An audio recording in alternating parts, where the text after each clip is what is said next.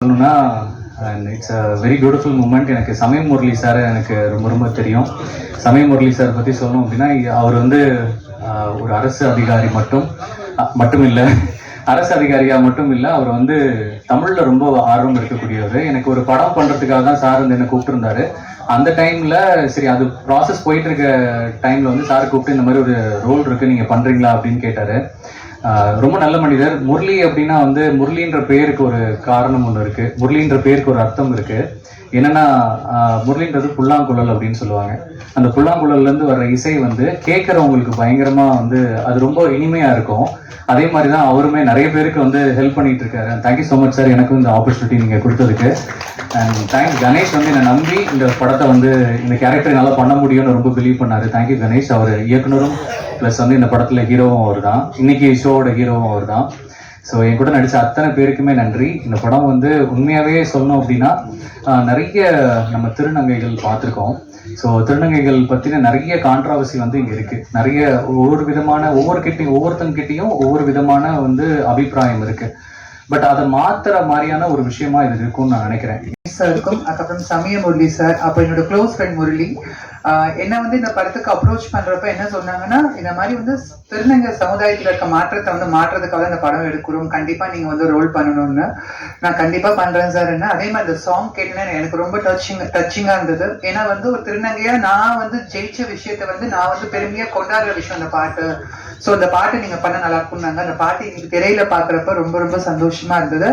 என்னுடைய டீமுக்கும் என்னோட மனமார்ந்த வாழ்த்துக்கள். கண்டிப்பா இந்த படத்தினால திருநங்கை வாழ்வும் மக்கள் மத்தியில் இருக்க அந்த மாற்றமும் மாறும் நம்புறேன். நன்றி, வணக்கம். மேடையில் அமர்ந்திருக்கும் பெரியோர்களுக்கும் ஊடக நண்பர்களுக்கும் எனது மற்ற நண்பர்களுக்கும் வாழ்த்துக்கள்.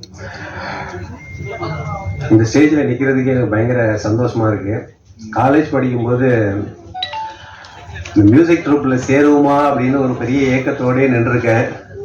அந்த ட்ரம்ஸ் எல்லாம் வச்சுட்டு அப்படியே யாராவது சேர்த்துக்குவாங்களா, மியூசிக் நம்ம காலேஜ் மியூசிக் ட்ரூப்பில் சேர்த்துக்குவாங்களாங்கிற ஒரு ஏக்கம் ரொம்ப நாள் இருந்துச்சு. அதை தாண்டி இன்னைக்கு ஒரு மியூசிக் டைரக்டர் ஒரு படத்துக்கு மியூசிக் பண்ணியிருக்கோம்னு நினச்சேன். ரொம்ப சந்தோஷமாக இருக்குது. இந்த ஆப்பர்ச்சுனிட்டி வந்து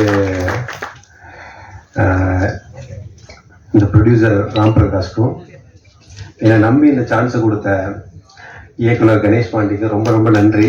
ஏன்னா எல்லாருமே டைரக்டர்ஸ் வந்து யோசிப்பாங்கன்னா, புதுசாக ஒரு வாட்டி ஒரு புதுசாக மியூசிக் பண்ணணும்னு நினைக்கிறாரு, பண்ணுவாரா பண்ண மாட்டாரா ஒரு தயக்கத்தை தாண்டி கணேஷ் பாண்டி சார் தான் சொன்னார், நீங்கள் பண்ணுங்க சார் நல்லா இருக்கணும் அப்படின்னாரு. இன்னொரு பாட்டு எழுதிட்டு, உன்னை மெழுகாய் உருக்கி என்னுள் வெளிச்சம் தந்தாய், நான் வாழ்வில் உயரை பறக்க நூலாய் நீயே திரிந்தாயின்னு எழுதி எங்கள் அப்பாவுக்காண்டி ஃபாதர்ஸ் டேல வந்து ரிலீஸ் பண்ணேன்.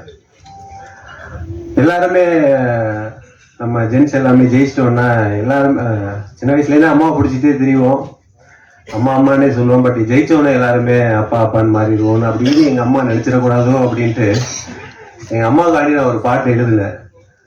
அந்த பாட்டை மனசுலேயே இருக்கும்போது கணேஷ் பாண்டி இந்த அவர் கதை சொல்லும்போது நான் கணேஷ் பாண்டிகிட்ட சொன்னேன், கணேஷ் இந்த லிரிக்ஸ் வச்சுக்கலாமா, தாயே தாயே என் தெய்வமே, தெய்வத்திலும் ஒரு படி மேல் என் தாய் அவளே அப்படின்ட்டு. அப்பாவை கடவுள்னு சொன்னா அம்மா வந்து தெய்வத்திலும் ஒரு படி மேல் எழுதி அவர்கிட்ட சொன்னேன்.